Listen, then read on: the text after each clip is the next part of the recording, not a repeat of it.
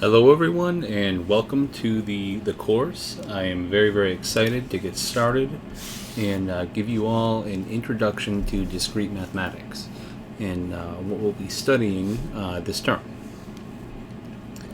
And the main question that I want to somewhat answer today, and will definitely answer by the end of the course, is what is discrete mathematics?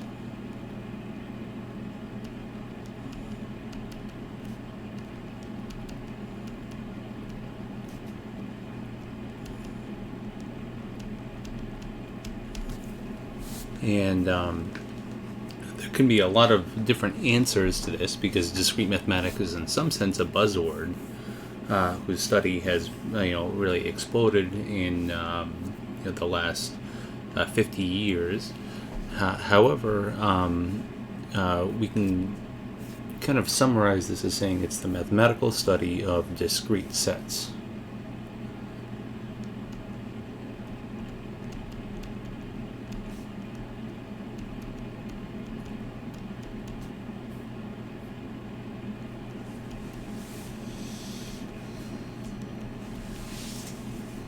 Discrete sets being sets that are much different than continuous sets. However, in this course, we're going to really kind of work to mathematically define the difference between discrete and continuous sets and really kind of specify exactly what we mean by each one of these types of sets and how to do mathematics using both of them. In a calculus course, for instance, you'd see continuous sets, many continuous sets. Say they're the real numbers, and you learn how to deal with and study functions of real numbers. Discrete mathematics is different in that we'll be dealing with both infinite and finite discrete sets, which in some sense have a very fundamental difference to continuous sets. And the best way of illustrating this is through an example.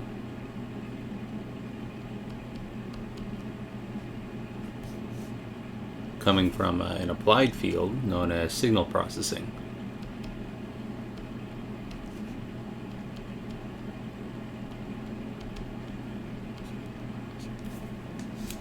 And up until around the 80s or so, music that was recorded as a continuous signal or an analog signal.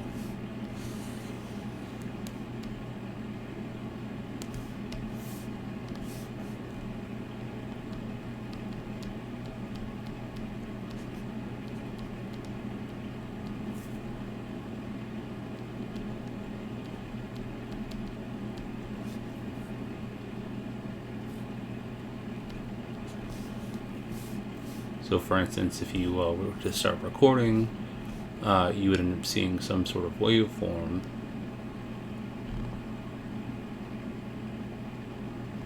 It's a continuous function of time.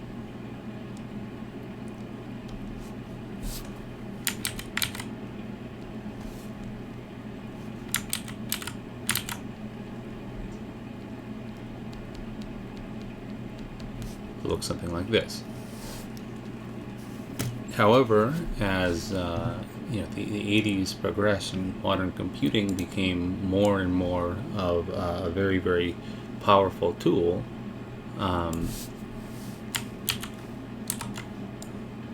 the advent of digital technology came along, and what this means is, instead of taking the full analog signal, full continuous analog signal,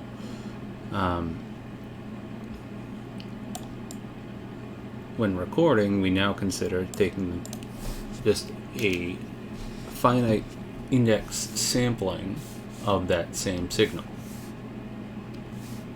So say we're recording from this time to this time right here.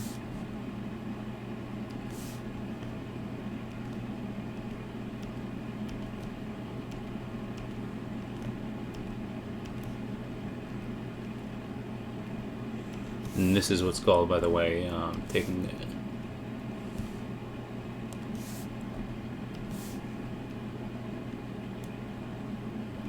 a discrete or digital approximation of the signal.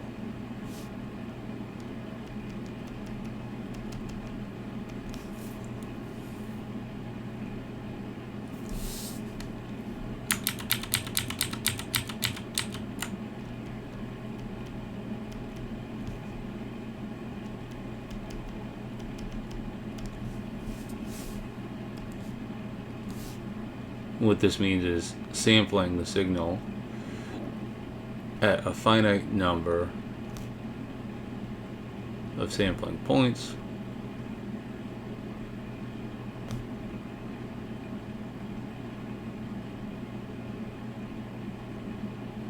and using just this set of values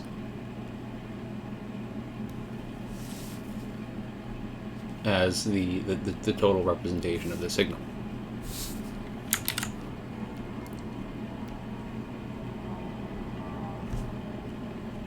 And there's been a lot of debate over whether analog is better or digital is better. In some sense, you know, the debate is really misleading because both of them have very different positives and negatives.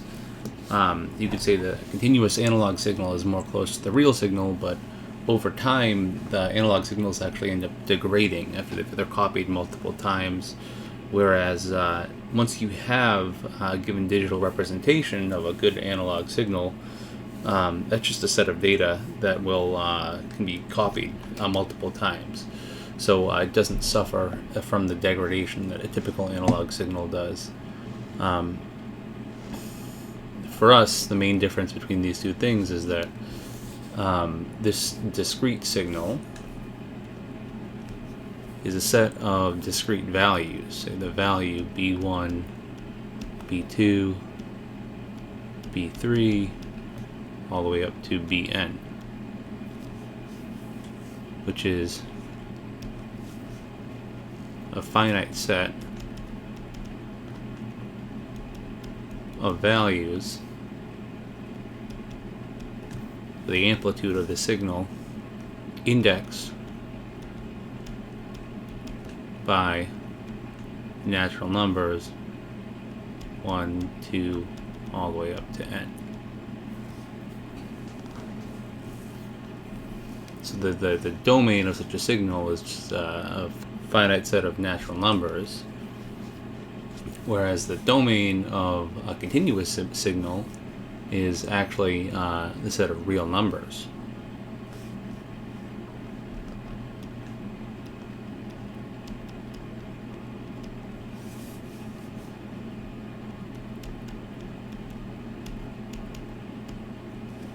Which is mathematically an uncountable set. And we will define what uncountable means a little bit later. But the main idea is that this is much different than a discrete set. And to see what I'm talking about a little bit more, I've shown here a sample signal, which is a decaying sinusoid. That is a very common signal to study and understand in many different applications. But it's typically seen in audio applications. And we can change the amplitude of the sinusoid. We can also change the frequency as well.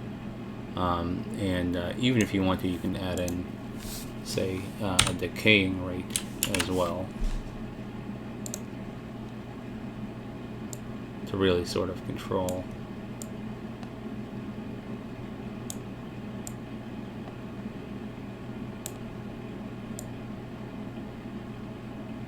the value of this curve.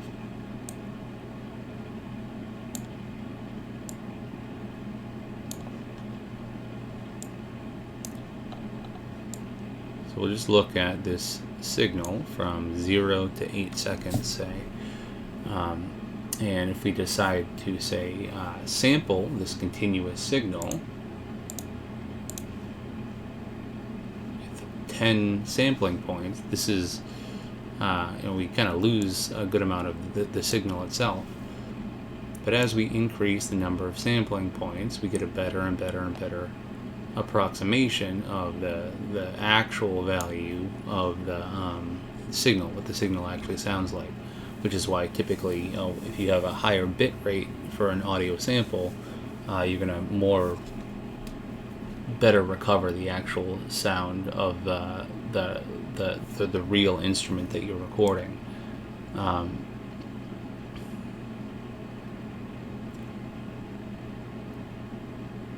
The idea, though, is that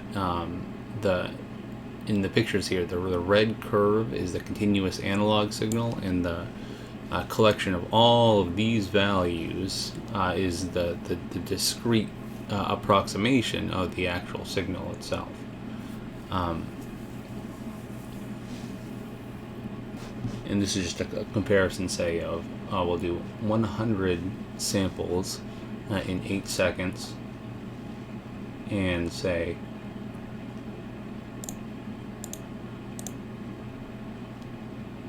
1,000 samples in 8 seconds. You can very clearly see that if you do 1,000 samples in 8 seconds versus 100 samples in 8 seconds, the audio quality is going to be better, but you're going to be storing more data. So like I said before, the difference between our discrete signal, our digital signal, and our continuous analog signal, the difference between the two types of signals is that the discrete is in some sense just an approximation of an actual analog signal. And one of the main distinctions that I kind of mentioned before was that the real numbers are uncountable, whereas any finite set by definition in some sets is what's called countable. And we will see exactly what these two things mean as we progress into the course. We need a little bit more mathematical structure before we can define uncountable versus countable. But from a basic standpoint, uncountable means too many to count, and countable means countable on, say, an index of integers, and then we'll define those more specifically later on in the course. But an interesting question, if you have that basic idea of countable versus uncountable, is can we have an infinite set that is countable?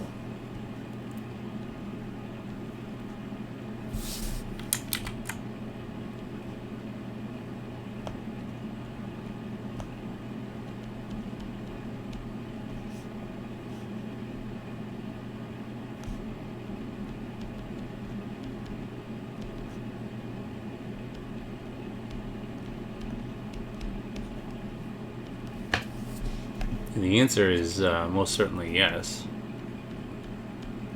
Just think of the natural numbers, the way that we visualize them from grade school. This is 0, 1, 2, 3, 4, and so on and so forth, all the way to infinity. And this is inherent in its definition an infinite set, or the set of integers.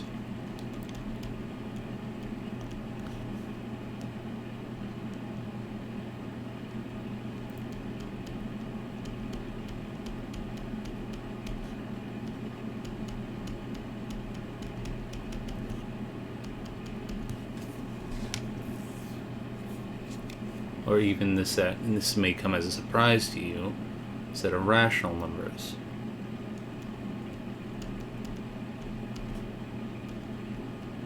Once we get into proofs later on in the course, we'll prove the set of rational numbers with a set of fractions of integers.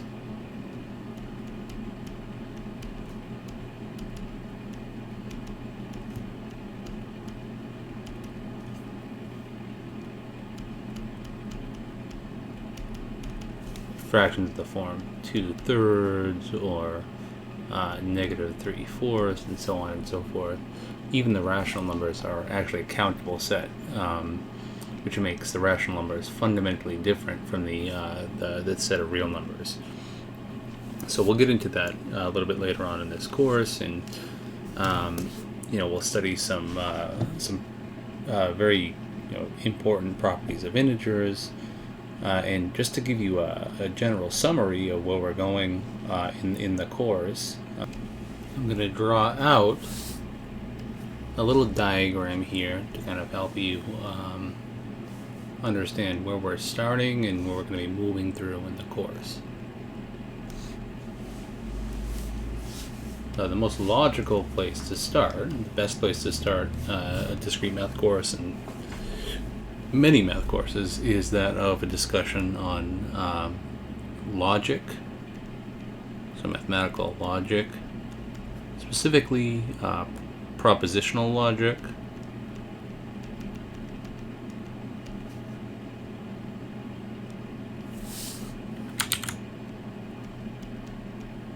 and predicate logic. And then from this you can quickly move on to what are called rules of inference,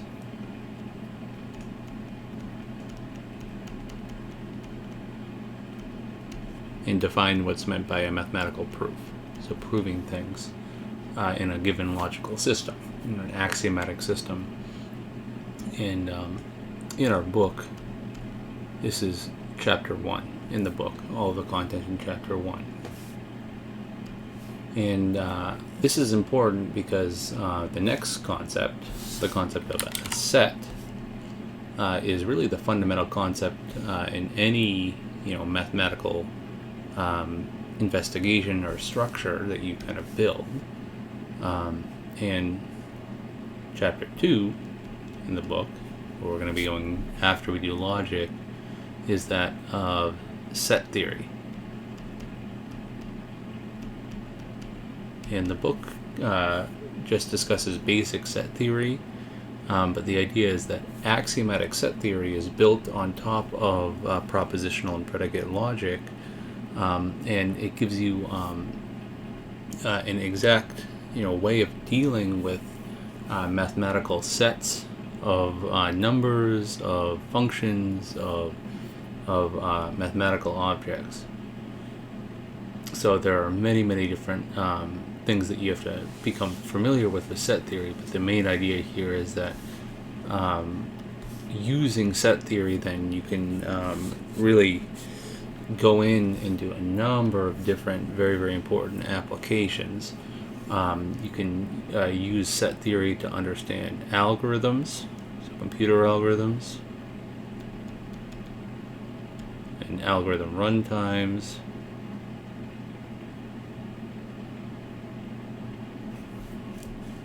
You can use set theory and logic, right, to understand sets of numbers better. You can use set theory to say understand the integers better. This is called number theory.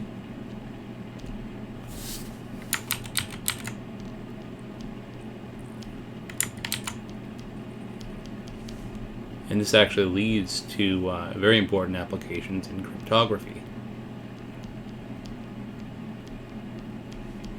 called RSA encryption and a number of other encryption schemes. We also use set theory to define what's called mathematical induction and recursion.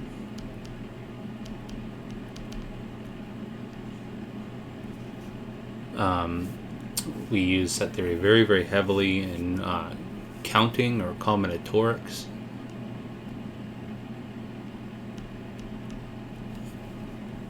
And an application from counting, direct application, is what's called discrete probability. There's also a continuous probability, but in discrete mathematics we're really just focused on discrete applications. And the last application that we're going to investigate in this class is going to be that of graph and network theory, or the graph theory. which directly applies to networks, computer networks. Right, so there are a number of different applications that we're going to see from the theory that we develop. But really, the place that we have to start is at the very, very beginning, foundations, because in order to really, truly understand the applications and the more advanced mathematical ideas, you want to be firmly rooted in this both logic and set theory. So in the book, chapters 1 and 2 are logic and set theory, and then the more advanced applications come after first developing set theory and logic. So this is where we're going to start in our first lecture. Thank you very much for tuning in today, though. I look forward to meeting all of you in person and in the online lectures, and I hope you have a fantastic day.